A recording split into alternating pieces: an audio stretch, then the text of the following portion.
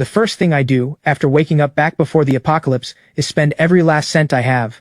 I buy an underground mall that's been abandoned for 10 years. Everyone says I've lost my mind. Even the real estate agent laughs at me, calling me a fool. The construction foreman stands at the pitch-black entrance and can't help but ask, "Boss, not even rats want to live in this place. Why on earth would you buy it?" I just smile and say nothing. Because only I know the apocalypse is coming in 7 days. When it hits, a massive snowfall will cover the entire globe. And this is no ordinary snow. The snow carries an unknown spore. The moment it touches exposed skin, or enters the body through a wound, the nose, or the mouth, the mildest outcome is a raging fever and unconsciousness. The worst outcome is complete loss of reason, turning into one of the infected, driven only to attack the living. And that's only the beginning of the end. Once the great snowfall arrives, global temperatures will plunge, minus 30 degrees Celsius, then minus 50, eventually settling below minus 80. Power grids will collapse, communications will go dark, city heating will shut down.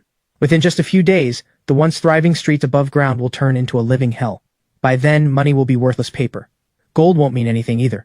What actually keeps you alive is hot water, food, medicine, and fuel. A cup of hot water will be worth a gold ring.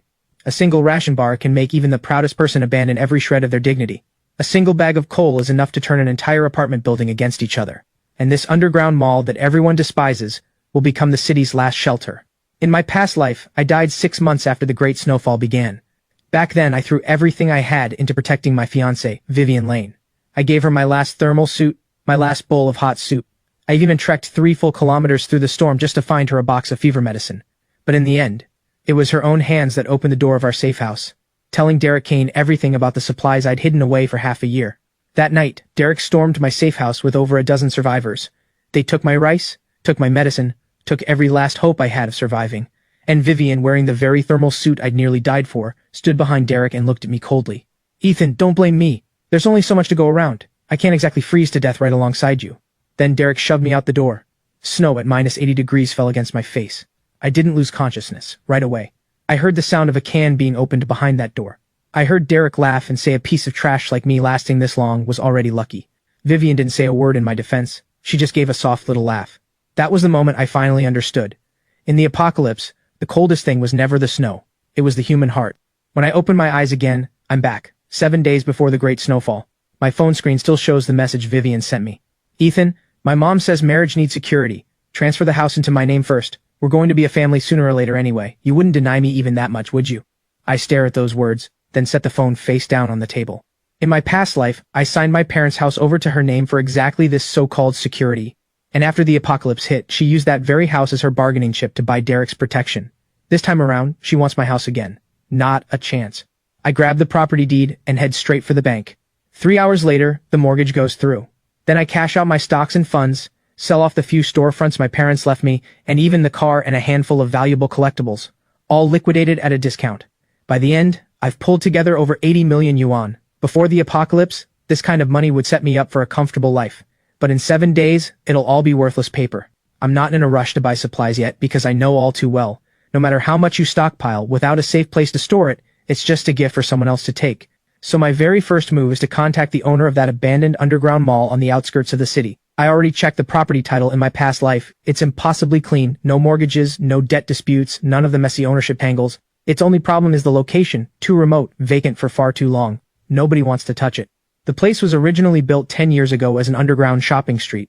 After poor management, it's sat empty ever since. The ground level entrance is run down, the space below is cold and damp, and there's barely any foot traffic. To everyone else, it's a dead deal nobody wanted. But I know better. It has 3 underground levels, thick walls, and a fully intact ventilation system.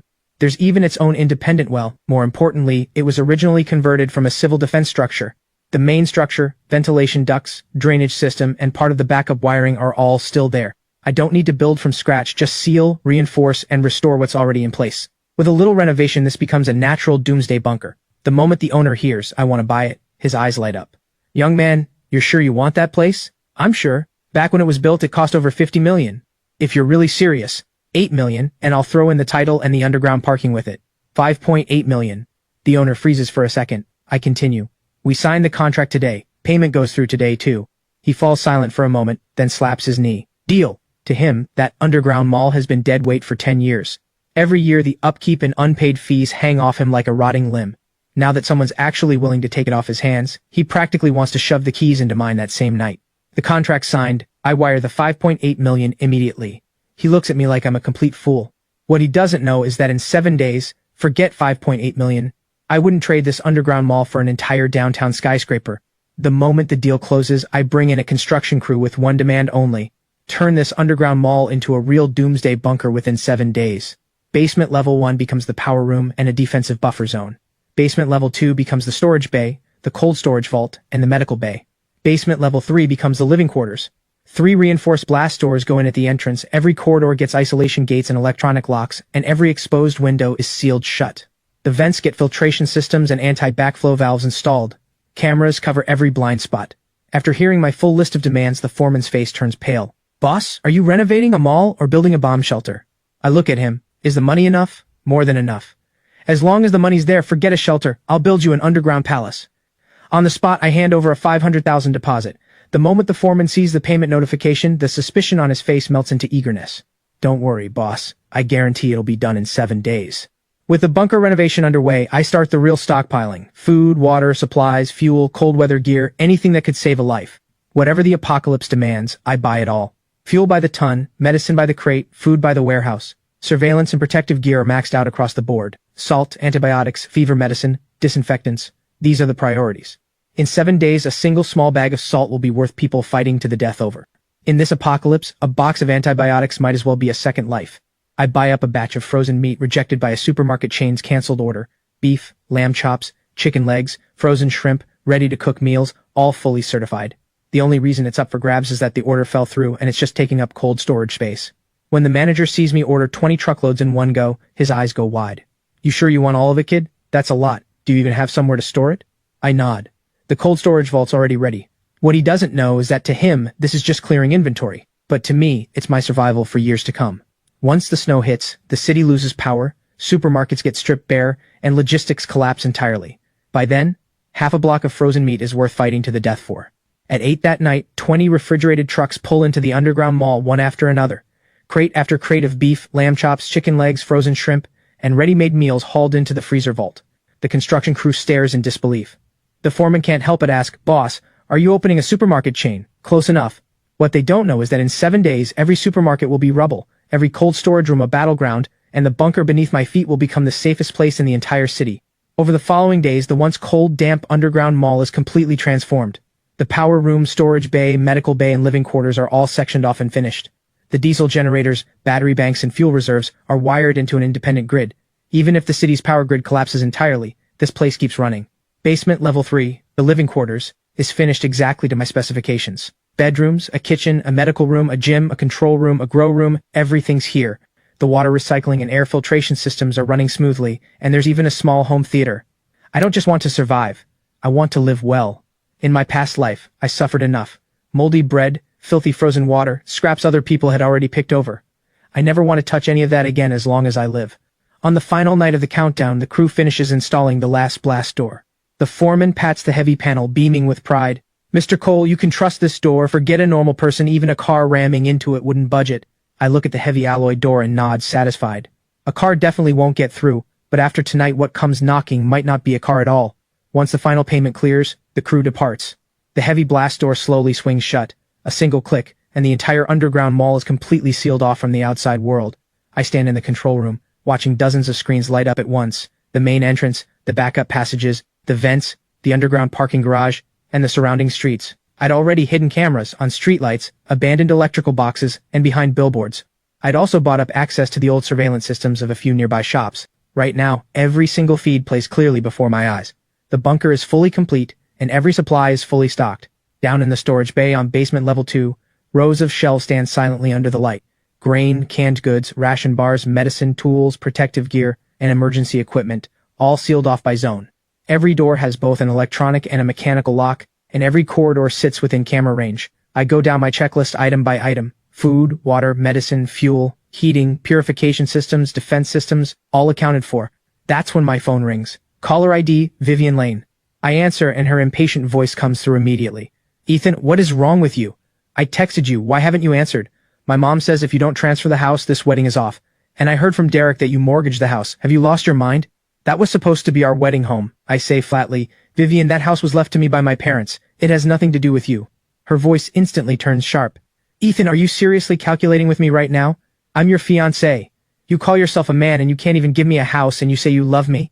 If this were my past life, hearing that would have sent me into a panic, apologizing on the spot, explaining myself, trying to soothe her, grinding my last bit of dignity into dust. But now I just find it laughable. Vivian, didn't you want security? Her tone finally softens a little. Now that's more like it. So tomorrow, I cut her off directly, go find Derek, he's got plenty of security for you. The other end of the line goes dead silent. A few seconds later she shrieks, furious. Ethan, are you out of your mind? How dare you talk to me like that? You think I won't cancel the wedding right now? Go ahead and cancel. And while you're at it, tell your mom the bride price is off too. Remember to refund me half the wedding photo fee. I hang up right after saying it. The next second, texts from Vivian start flooding in. Ethan, you're finished. It's still not too late to apologize. Let me tell you, plenty of guys are chasing me. Derek understands things a lot better than you do. Don't you dare regret this. I stare at that last line. Regret? I turn off the phone. In 7 days, the ones who'll be full of regret are the two of you.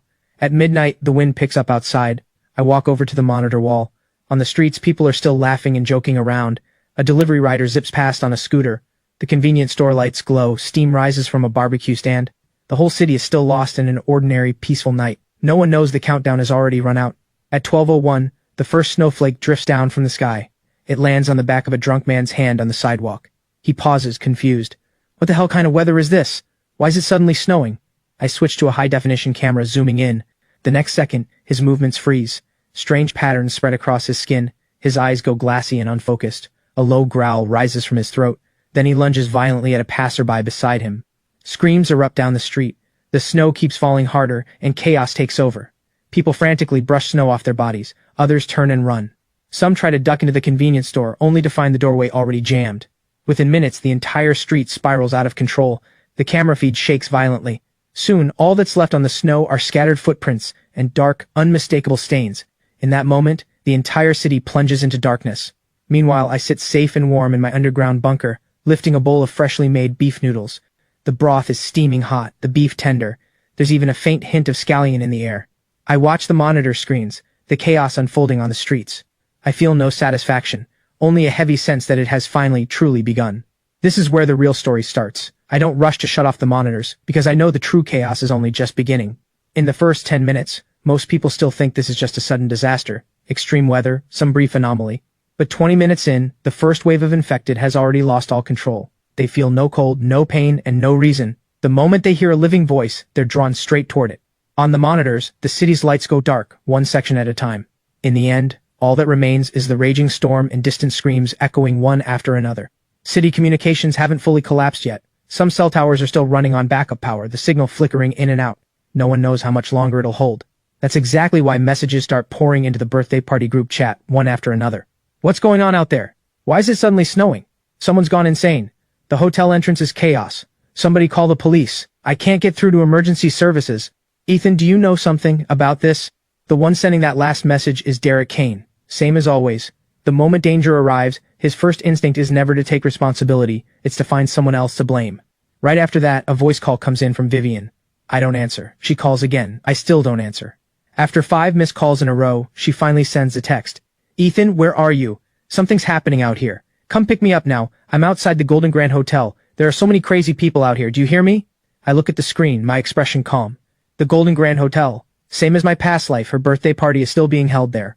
Only this time, I never showed up. I text back 2 words, no time. The message barely sends before Vivian's reply comes flying back. Ethan, what does that mean? I'm your fiancé, it's dangerous out here, and you're telling me you don't have time? Are you even a man? Even with the apocalypse already underway, she still expects me to react exactly the way I always used to. 1 word from her, and I'd charge headfirst into danger to save her. I reply, the wedding's already off, you're not my fiancé anymore. There's a few seconds of silence on the other end, then a burst of text floods in. Ethan, are you insane? Is this really the time for a tantrum? Something huge is actually happening out here. Come get me right now. If you come, I'll even forgive your attitude today. Reading that, I nearly laugh out loud. Forgive me?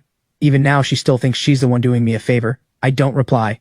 Instead, I switch to the outer perimeter cameras I'd set up in advance. One of them happens to catch the street right outside the Golden Grand Hotel. The feed is choppy, but it's clear enough to make out the chaos at the hotel entrance. Several cars smashed together, the glass doors shattered across the ground, the lobby packed with people. Some try to push their way out, others push their way in. Soon, at a window of the second-floor banquet hall, I spot Vivian. She's still in her white gown, her carefully done makeup smeared beyond recognition, clutching her phone, crying, glancing frantically toward the street. Beside her, Derek braces the door shut, and a few of their mutual friends stand pale with terror. These are the same people who, in my past life, when I was thrown out of my own safe house, didn't say a single word in my defense. Now, they're finally tasting real fear for themselves. I close the group chat and start running through the bunker systems one by one. Power, normal. Heating, normal. Air filtration, normal. Water purification, normal. External surveillance, normal. All 3 blast doors locked down tight. In the power room on basement level 1, the diesel generator has already kicked in automatically, its low hum carrying through the back wall, like a heartbeat, steady and strong. Indoor temperature, 24 degrees. Outside, -36. And that number is still dropping. I know that by noon today at the latest, the outside temperature will plunge past -80. By then, forget ordinary people. Even vehicles will freeze solid and refuse to start. The true frozen hell hasn't even arrived yet. I wake the next day at 9 in the morning. The first thing I do is pull up the main monitor screen. The world outside has been completely transformed. The entire city lies buried under snow. The streets are packed with wrecked, abandoned cars. A billboard by the roadside has cracked from the frost, dangling precariously in midair. The convenience store entrance is a total wreck. A few infected drift slowly through the snow.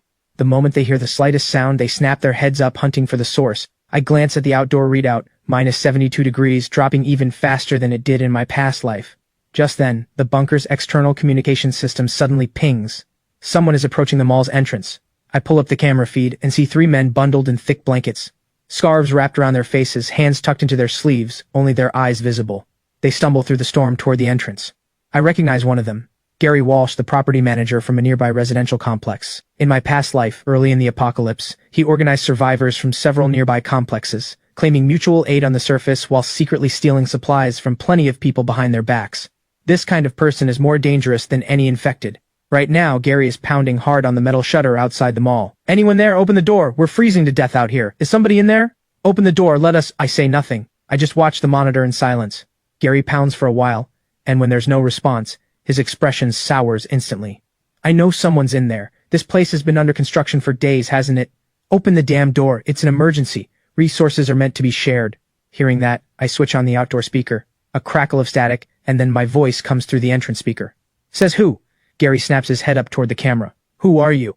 Then, as if it suddenly clicks, you're that fool who bought this underground mall a few days ago. Still think I'm a fool? Gary's face stiffens. The 2 men beside him eye the newly installed camera at the entrance, then the heavy blast door, and their expressions shift instantly. They realize this place has already been renovated. The trucks that kept driving into the mall over the past few days tipped them off about what might be inside. Electricity, heating, supplies. Gary immediately shifts his tone. Brother Ethan, we're all neighbors here. It's dangerous out here. You can't just watch us die, can you? Just let us in to warm up for a bit. Don't worry, we won't stay for free. We'll help guard this place together. Not taking anyone in. Ethan, don't be so selfish. Look at the state of things out here. Is it really fair for you to hog a place this size all by yourself? I don't take the bait. I just say calmly, I can give you directions. 300 meters east, there's a community clinic. Thick walls, multiple doors. It'll block the wind for now. 500 meters north of that, there's an underground parking garage entrance, easier to get into than this place. Leave now and you still have a chance. Keep pounding on this door, and you'll only draw the infected here. But Gary won't listen at all. He jabs a finger at the camera. Don't try to fool me. You just want to chase us off. When official rescue arrives, I'll be the first to report you. I watch the storm thickening behind him, my voice cooling a few degrees. Then you'd better survive long enough for that rescue to arrive. The words barely leave my mouth when a low growl echoes from somewhere far off. All 3 men freeze at once. On the monitor, a few swaying figures emerge slowly from around the street corner. Frost clings to their bodies, their pupils pitch black. Gary's voice changes instantly. Ethan, open the door. Open it now. I don't open the door, because I know full well. The moment that first door opens, endless trouble follows right behind it. The outer buffer zone hasn't even completed decontamination yet. Anyone carrying spores from the snow could tear the whole bunker apart. I give one final warning. Run east. There's still time. With that, I cut the broadcast. Outside, Gary pounds on the door in a frenzy, but the blast door doesn't so much as budge. The next second, several dark figures lunge into the storm, and the camera feed shakes violently. I don't keep watching. Not because I've gone soft, but because I already know the answer the apocalypse gives to everything. Shouting louder doesn't obligate anyone else to risk their life saving you. And guilt-tripping someone doesn't mean they owe you their only way out. At noon, the outdoor temperature reads -86 degrees. The snow keeps falling. The whole city looks buried under a thick shroud of ice. Barely a living soul remains on the streets. Only the infected drift slowly through the snow, their movements stiffer than they were last night. but their hearing seems sharper. A car alarm suddenly blares. Within 10 seconds, over a dozen dark shapes nearby all turn their heads at once, converging toward the source of the sound. I watch this unfold, my brow tightening slightly. Just like in my memory, creatures infected by the spores in the snow keep evolving. On day 1, they're drawn to loud, sudden noises. Starting on day 3, they grow sensitive to faint sounds and heat sources, becoming far more perceptive. By day 7, mutated variants appear, capable of climbing, capable of ramming through doors.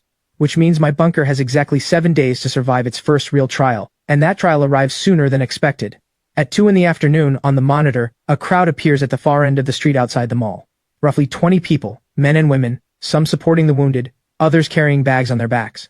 They must have made their way here from an underground parking garage in a nearby complex. Their bodies are wrapped in down jackets, quilts, plastic raincoats, even curtains, scarves wound around their faces, with makeshift transparent plastic sheets cut out for eye holes. Even so, frost has already formed thick on their eyebrows and lashes.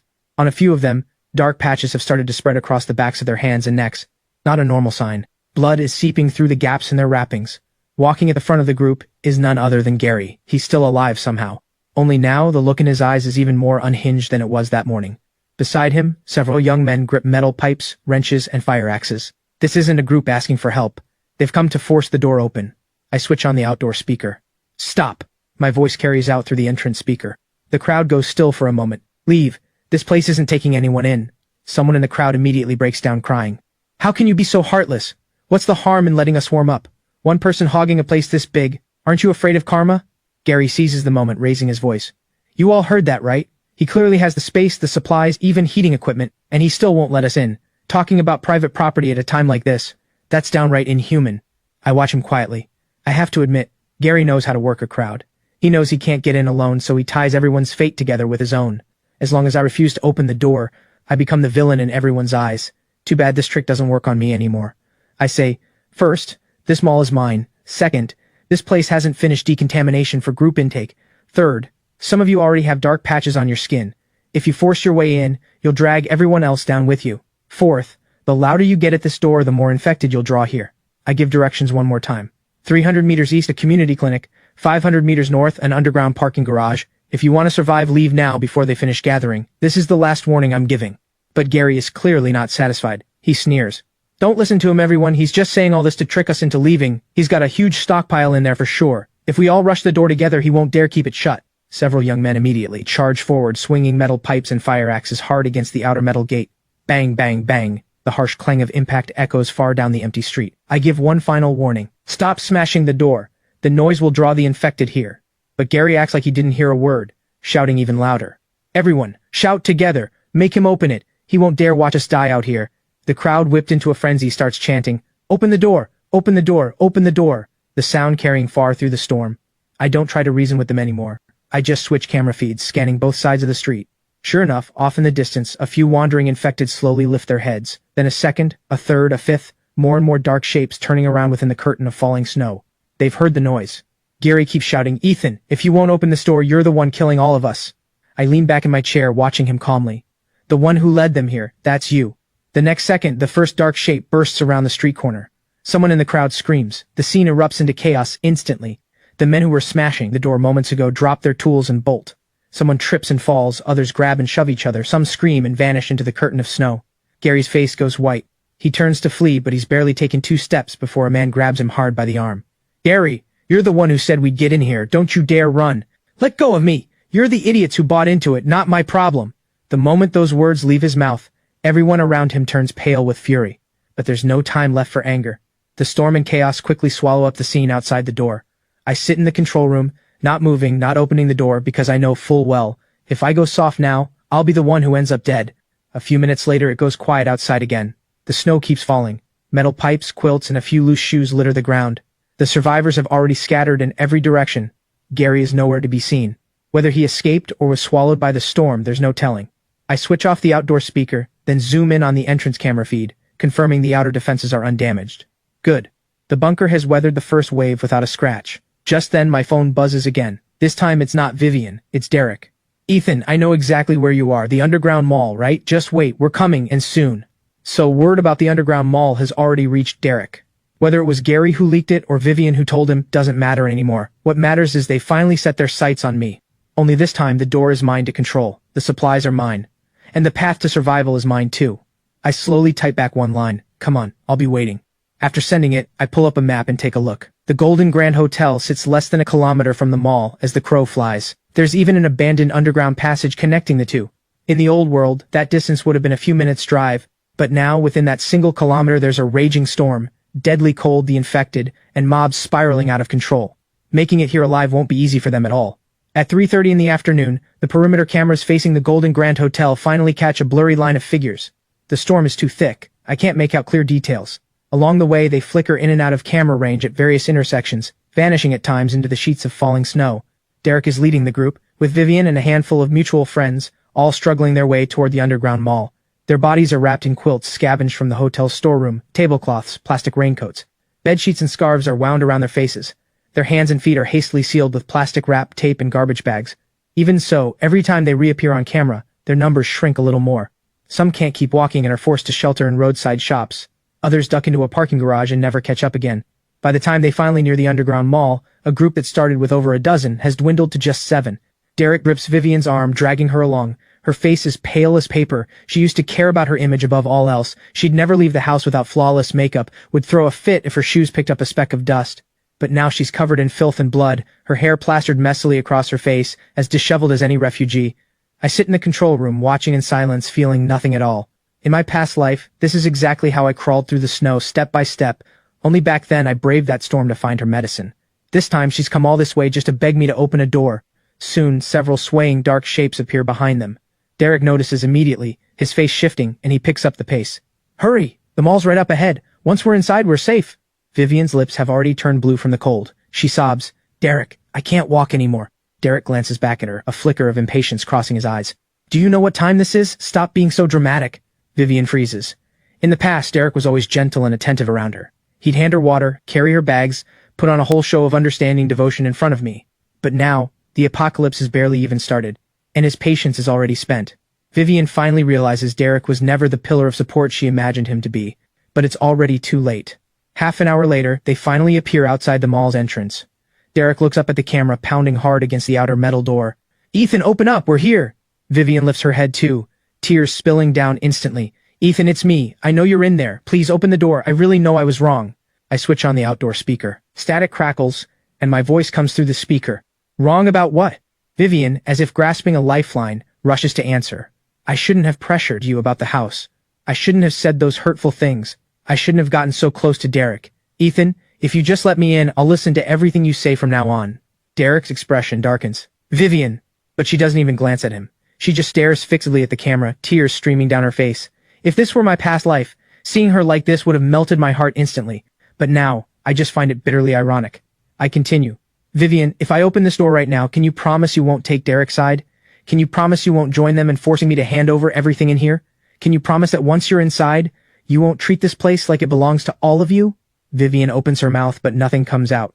Because deep down she knows, if that door actually opened, her very first thought wouldn't necessarily be gratitude toward me, but how to survive, how to get Derek inside too, how to turn this place into her next crutch. Derek's expression flickers, but he quickly recovers with a cold sneer. Ethan, don't try to drive a wedge between us. There are infected everywhere out here, and you're just sitting in there interrogating us. I look at him. Derek, what you actually want was never a way to survive. It's what's inside this mall. From the moment you found out its location, what you were thinking about was never how to get rescued. It was how to get in, how to take what's here. Derek's face changes completely. He drops the act, bends down, and picks up a rock, slamming it hard against the camera's protective casing. A loud crack. The casing just shudders, not even a scratch on it. Ethan, stop playing mind games in there. I'm telling you, if you don't open this door today, once I get in, none of this will necessarily be yours anymore. Vivian's face goes white. She finally understands. Derek was never asking me to save their lives. He wants to force his way in and take everything inside the mall. And she's nothing more than the bargaining chip Derek's using to make me open the door. She quickly steps back, staring at him. Derek, didn't you say we were just supposed to get Ethan to save us? Derek whips his head around, every trace of gentleness gone from his face. Do you actually think this is the time to believe begging alone would get that door open? Vivian freezes. Derek gives a cold laugh. If you hadn't told me Ethan was soft-hearted, and that he'd always do whatever you said, you think I would have risked bringing you along? You think I've been looking out for you this whole way for no reason? It's because you're the key to getting that door open. Once it's open, what's inside is our real chance at survival. Vivian stands frozen in place. She'd always believed Derek genuinely cared about her, that at a time like this, at the very least, he'd protect her. But in the end, she was never anything more than a tool for Derek to use to pry this door open. I sit in the control room, tapping my fingers lightly on the desk. Sometimes the truth doesn't need my help at all. People will tear each other's masks off all on their own. Just then, a low growl echoes in the distance. Several dark shapes have already been drawn in by their arguing. I give a warning. You have 30 seconds left. Derek's expression shifts. He pounds on the door again. Ethan, open it. Open it now, and I'll still promise you won't end up frozen. I don't answer. Even now, he's still trying to posture. Vivian's legs give out, and she collapses into the snow. She tries to push herself up, but her hands and feet are too numb with cold. She can only sob, staring up at the camera. Ethan, please, I don't want it to end like this. I really do know I was wrong. I watch her. There's no satisfaction in me, and no pity either. Only a quiet sense of finality. Vivian, I gave you chances. But every single time you chose someone else. This time, I'm choosing myself. She completely breaks down. Ethan, please, give me one more chance. I don't answer again. The dark shapes in the distance draw closer and closer. Derek finally panics. He glances back, then his eyes fix on the emergency kit in Vivian's hands. The one I just dropped out through the outer delivery slot. Inside are a few ration bars, 2 heat packs, and a hand-drawn map to a nearby emergency shelter. Vivian clutches it tightly, holding on like it's her very last lifeline. Suddenly, Derek lunges at her, snatching the kit right out of her hands. Vivian freezes. Derek, what are you doing? Derek doesn't even look at her. He turns and runs. Only now does Vivian truly understand. Even to the very last moment, the only person Derek ever wanted to save was himself. She staggers after him, grabbing hold of his coat. Derek, you can't leave me behind. He turns back, his face twisted with cruelty. Get off me! He shakes her off violently. Vivian falls hard into the snow. The emergency kit clutched in her arms is torn away from her completely. She stares, stunned. Derek, that was given to me by Ethan! Derek doesn't even slow down. He bolts around the street corner, kit in hand. The ration bars, the heat packs, and the shelter map inside it were the only thing that might have kept them alive after leaving here. But he doesn't even spare Vivian a single backward glance. She lies face down in the snow, watching Derek's figure grow smaller and smaller in the distance. In that moment, something finally seems to click. Derek was never trying to save her. All he ever wanted was whatever could keep himself alive. And she had only ever been a tool for him to use to force this door open. She didn't lose to the apocalypse. She didn't lose to the infected. She lost to her own greed and to her own betrayal. Vivian struggles to lift her head, catching sight of the camera. Her mouth opens, as if trying to say something more, but the storm is too loud. I can no longer make out the words. The camera feed flickers a few times. Several dark shapes close in through the curtain of snow. I don't keep watching. I simply switch off that camera feed. A few minutes later, all that comes through the outdoor mic is the wind. Derek never sends another message. Vivian's chat window never lights up again. The next morning, I pull up the entrance security camera once more. All that remains outside the door is the thermal suit I once gave to Vivian, half buried in the snow. I look at it for a long time, then switch off the screen. It's only now that the resentment weighing on my chest for an entire lifetime finally lifts. That same morning, I pull up the backup camera feed at the street corner. Derek didn't get far. After snatching the emergency kit, he'd meant to head for the shelter marked on the map, but he was too afraid someone might steal his supplies. He clutched the kit tightly the entire way. Trying to avoid other survivors, he ignored the safe route I'd marked and ducked into a shorter side alley instead. The very alley that, in my past life, had been one of the most infected dense spots in the entire city. On camera, Derek barely takes a few steps in before several dark shapes deep in the alley slowly turn around. He seems to sense something's wrong and immediately stops, trying to turn back, but it's already too late. More and more infected close in from behind the storm and abandoned cars. Derek stumbles backward, clutching the kit, but dark shapes have already appeared at the alley's entrance too. His escape route is completely cut off. On the camera feed, he pounds desperately on a nearby rolling shutter, then turns and shouts something toward the underground mall. The distance is too great. I can't make out the words. The next instant, several dark shapes lunge at him all at once. Derek's figure vanishes beneath the infected in an instant. The storm quickly buries the mouth of the alley, swallowing whatever remained of his final struggle. From that point on, Derek never appears again. I switch off that camera feed. The control room falls quiet once more. Outside is the storm, the low growls of the infected, the sound of a world that has utterly collapsed. Meanwhile, here in my bunker, the heat runs steady, the lights burn bright. I walk to the kitchen and ladle myself a bowl of hot soup. As I take the first sip, the scalding warmth slides down my throat and settles into my stomach. And it finally hits me, truly hits me. This time, I've survived. From that day forward, no one ever dares to openly force my door again, the way Gary and Derek did. Gary vanishes without a trace. Derek never resurfaces. And Vivian is lost forever within that great snowfall. But I know this doesn't mean the danger is over. If anything, the true cruelty of the apocalypse has only just begun. Once communications go dark for good, the entire city sinks into a long, endless silence. My phone stops receiving messages entirely. The group chat freezes on its final cry for help, signal bars gone blank. For the first couple of days I still check my phone every now and then out of habit. Eventually, I just shut it away in a drawer. This world is no longer one you can stay connected to through a phone. The first great snowfall lasts a full 2 weeks. Through those 2 weeks, the sky outside barely brightens at all. The line between day and night reduces to nothing more than a faint shift in gray on the monitor screens. Snow piles up across the streets, burying car roofs, sealing the lower exits of building after building, and burying countless figures who never made it out in time. At its coldest, the outdoor temperature drops past minus 80 degrees. At that kind of cold, an ordinary person simply cannot survive outdoors for long. After 2 weeks, the storm finally begins to ease, and the temperature climbs slowly back up from its lowest point, to somewhere around minus 40 or 50. For an ordinary person, this is still a lethal cold, but it at least gives the few remaining survivors a chance at short-distance movement. And it's during those very days that I gradually piece together the pattern behind the spore infection in the snow. It's not the kind of thing that triggers instantly on contact. Brief exposure through clothing can still be treated in time. The real danger is meltwater from the snow, entering through a wound, the nose or mouth, or clinging to skin for a prolonged period. Once dark patches appear on the skin, it means the infection has already taken hold. Based on what I know from my past life, the longest incubation period is roughly 72 hours. So the very first ironclad rule I set for the bunker is that any newcomer must undergo a full 72-hour quarantine, not a minute less. A few times, I watched survivors emerge from residential buildings, wrapping their bodies in bed sheets, covering their shoes in plastic bags, carrying makeshift tools, trying to reach a supermarket across the street for food. But they've barely made it a short distance before dark shapes begin to stir in the snow around them. Those infected lie half buried in the snowdrift, perfectly still most of the time, as if frozen in place. But the moment they sense footsteps, vibration, body heat, or catch even the faintest sound, they lunge straight at whoever passes by. The camera feed is quickly swallowed by the storm. I don't keep watching. Some images are better left unseen too clearly. They only make it harder to sleep at night. At first, the infected act purely on instinct, chasing anything living. A few days later, they start growing sensitive to sound, vibration, and heat. By day 7, the first high-threat variants appear, their movement noticeably faster and stronger. One of them, drawn in by a heat source, makes its way to the vent near the mall's outer wall. When the external alarm sounds, I'm in the middle of inspecting the power room. The shrill alert cuts through the air, and for a moment my heart drops hard. It isn't fear. It's the memory from my past life, of that door being broken open, flooding back in an instant. I immediately switch to the vent camera feed. On screen, the infected is stationed right by the outer wall, pressed close against the metal safety grating. The next second, it slams into it. Bang! The entire ventilation duct shudders slightly. I don't move, I just watch the screen. Bang! A second hit. Bang! A third. The grating doesn't warp. The filtration system shows no anomalies. The anti-backflow valve holds steady. Only then do I let out a slow breath. Fortunately, I'd already added a soundproofing layer to the ventilation system, along with a heat exchange unit and a disguised exhaust vent.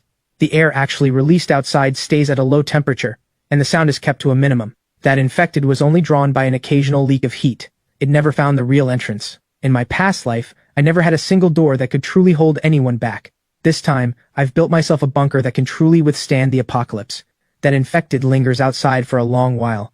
Eventually it seems to lose interest and slowly wanders out of camera range. Over the following days, more and more infected are drawn in by heat sources and the low hum of machinery. Some ram against the door. Some linger near the outer defensive netting. Some wander around the entrance, making sounds sharp and grating, like someone dragging something jagged slowly back and forth across the door. I don't shut off the monitors, and I don't fully mute the sound either, because I have to get used to it, this indifference. It won't grow any quieter just because I'm afraid. I live by a strict daily routine.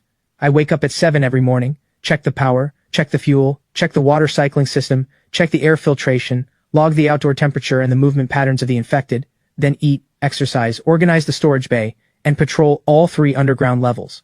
In the first few days, I can barely sleep soundly. The faintest sound in the middle of the night jolts me awake instantly, and I stare at the monitors for a long time. Sometimes I dream I'm back in my past life, dreaming of Vivian opening that door, dreaming of Derek storming in with a crowd behind him. When I wake, I sit in the darkness for a long while, until I've confirmed all 3 blast doors are locked tight, that the power is running normally, before I let myself lie back down. Security, it turns out, isn't something that just appears once you have enough supplies. It has to be earned day by day, through confirmation, confirming the door is still there, the food is still there, confirming no one will ever push me out into the cold again. On day 10, I plant the first batch of vegetables on basement level 3. Lettuce, scallions, potatoes, a few pots of tomatoes. As I press the seeds into the growing trays, my hand pauses for a long moment. In my past life, through 6 months of apocalypse, I barely saw a single true patch of green. Every edible leaf had long since been stripped away by desperate hands. Even the grass in the neighborhood flower beds had been dug up and boiled for food. Back then, a single fresh leaf was rarer than gold. So when the very first sprout of tender green pokes up from the growing tray, I stand under the grow light and stare at it for a long time. It's tiny, small enough to be crushed by a single fingertip. But in a world where even a cup of hot water can save a life, this small patch of green brings me more comfort than an entire warehouse of canned goods. Canned food will eventually run out, fuel will eventually burn away. But as long as seeds can still sprout, this place is more than just a shelter. It's somewhere I can truly go on living. A month and a half later, the number of survivors outside starts to dwindle. At first there were still people dragging injured legs past the entrance, some collapsed at the door crying, some pleading through the camera for a single scrap of food. Over time, those voices grow rarer and rarer, not because they've stopped wanting to ask, but because fewer and fewer people are even able to make it this far anymore. Late one night, the external monitor picks up an old man, a battered medical kit strapped to his back, slipping and stumbling his way to the mall's entrance. He doesn't pound on the door. He doesn't curse me. He doesn't beg to be let in. He simply leans against the doorframe and pulls a piece of cardboard from inside his coat, stained with dried blood, a few shaky lines scrawled across it. I am a doctor, not infected. I can treat the sick. I only ask for a sip of hot water. I stare at the monitor for a long time. I recognize that face. In my past life, while searching for fever medicine for Vivian, I once ran into him in an abandoned clinic. By then the clinic had already been picked clean by scavengers. I was on the verge of giving up hope, but he pulled the last 2 fever pills from a hidden compartment in his medical kit and gave them to me. His hands trembled from the cold. The pills were wrapped in a thin scrap of paper, its edges worn soft from handling. I stood there, stunned. What about you? I'm old, I get through one day at a time. You're young, save whoever you can, however many that turns out to be. Those 2 pills ended up saving Vivian's life. But she never once knew they'd been rationed out from the dwindling life of a man who was barely holding on himself. I switch on the outdoor speaker and ask if he's had any direct contact with blood. The old man lifts his head, his voice hoarse, barely audible. No direct contact, frostbite on my arm but no dark patches. I don't open the door right away. Instead, I activate the outer buffer zone. The first door opens just enough, wide enough for exactly one person. The moment he steps through, the first door seals shut behind him. Then comes snow removal, an airlock shower, disinfectant spray, and containment of his outer layers of clothing. A disposable quarantine suit and spare padded clothes are provided, followed by a temperature scan and wound inspection. He spends a full 72 hours in the outer buffer zone. Throughout that time, I only pass him water, ration bars, and basic medicine through the delivery slot. On the 3rd night, once I've confirmed no signs of infection, no fever, no aggressive behavior, I finally allow him into the quarantine room on basement level 1. When he first sees me, he doesn't ask whether he'll be allowed to stay. Instead, he glances toward the medical bay, asking quietly, "Do you have any usable medicine here?" I look at him. He gives a wry smile. Don't get me wrong, I'm a doctor. Whenever I see medicine, I can't help thinking about patients first. I watch his stooped, weathered back staying silent for a long while. This world can turn plenty of people into monsters, but some still remember who they used to be. From that day on, I stopped shutting everyone out on principle. But every time that door opens, there are rules. No exceptions. Later, I take in a pair of siblings. When the boy was chased by the infected all the way to the edge of the mall, already on the verge of collapse himself, he still held his sister tight against his chest, shielding her. Knocking on the door, he says just one thing. "Save my sister. I don't have to come in." I let them into the buffer zone for quarantine. 72 hours later, both siblings are alive. When the boy wakes, he tries to drop to his knees in front of me. I stop him. The 3rd person to arrive is the very man who, before the apocalypse, warned me to be careful during construction, the repairman. By the time he arrives, one of his legs has almost completely lost feeling. He speaks to me through the speaker. "Boss, I won't cause any trouble. All I've got is this set of repair tools. If you take me in, I'll fix your pipes and your wiring for as long as you need. If you won't, just point me towards somewhere I can wait out this storm. That's fine too." I stay silent for a long while, then finally let him into the buffer zone. It takes the old doctor 3 days to save the man's leg. After cleaning the wound, the repairman spends a full 2 weeks recovering in the quarantine room before he can stand on his own again. Once he's recovered, he helps me reinforce several sections of the outer piping, and helps me convert a backup maintenance passage as well. From that point forward, I'm no longer the only one in this bunker. And that same day, the rules are formally set in stone. First, anyone entering the living quarters must first complete a 72-hour quarantine. Second, all supplies must be registered and shared collectively, no private hoarding. Third, no one may approach the control room or the power room without authorization. Fourth, no one may incite unrest, break the rules, or open any door without authorization. Violators are expelled immediately. Fifth, the bunker can save lives, but it will never risk everyone's life just to save one person. I post these rules in the most visible spot at the basement level 1 entrance. The old doctor reads them and offers only one comment. Strict rules are a good thing. In lawless times, it's the absence of rules that gets people killed. 2 months later, the city has lost every trace of its former self. High-rises stand buried under ice, streets vanish beneath snow, malls, hospitals, schools, all of them have become haunts for the infected. But the bunker, meanwhile, has settled into steady stability.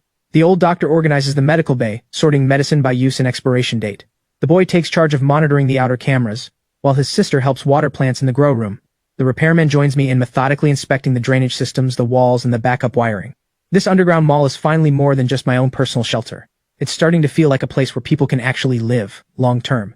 Now and then, survivors still pass by the underground mall. Some beg for help, some hurl insults, some try to pry the door open, and some weep outside, confessing their regrets, admitting they once robbed others and only now finally understand what it feels like to have hope stripped away.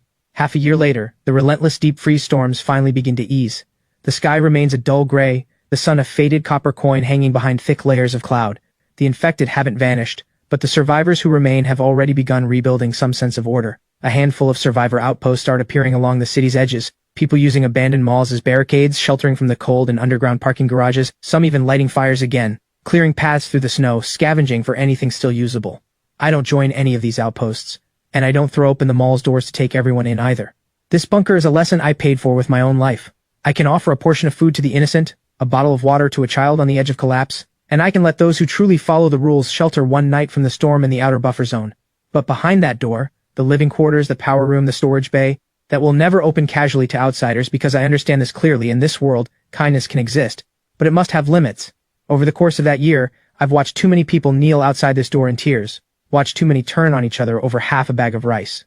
I've watched people abandon those closest to them to save themselves, and watched others go hungry rather than take the last bite of food from their own family. This world magnifies greed in people, but it also pushes the few remaining sparks of genuine kindness into the sharpest possible focus. A year later, I stand in the control room of the underground mall facing a full wall of monitor screens. The city on those screens is still buried under ice. Abandoned high-rises standing silent in the storm. The occasional infected still shuffling slowly past a street corner. But I'm no longer afraid. Because behind me stands a generator running steady and strong, living quarters glowing with warm light, and a grow room lush with green growing vegetables. In my past life, I was the one shoved out into the cold. This time, I'm the one standing inside. 3 blast doors lock behind me, one after another. The key is in my hand. And this time, my life is mine to hold.